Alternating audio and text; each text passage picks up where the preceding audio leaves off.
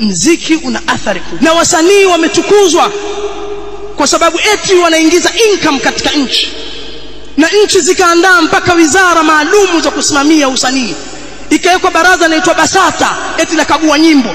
Kweli kama watu wa BASATA wengelikuwa ni watu wanasimamia maadili kikweli, kuna nyimbo ingelifaa? Yani nyimbo gani ina maadili?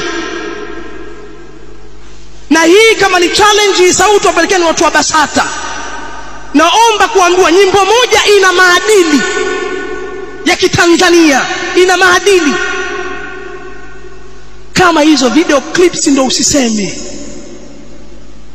tumekuwa na watoto wahuni kuiga wasanii wanaovaa macheni, wanavaa mpaka wengine waislamu misalaba, manguo wanaovaa, nywele wanazosuka, wasanii wasuka nywele. Hivi kweli haitoshi msanii kusuka nywele kwamba hafai kuwa huyu atazamwe na jamii yenye maadili?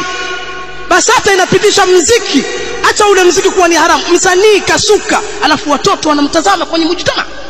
Mwanaume amesuka, mwanaume anavaa cheni, mwanaume ametoboa sikio, amevaa hirini. Kiukweli fitari za watu zimebadilika, watu wamekuwa kama wanyama. Yani yale mazuri yaonekana mabaya na mabaya yaonekana mazuri.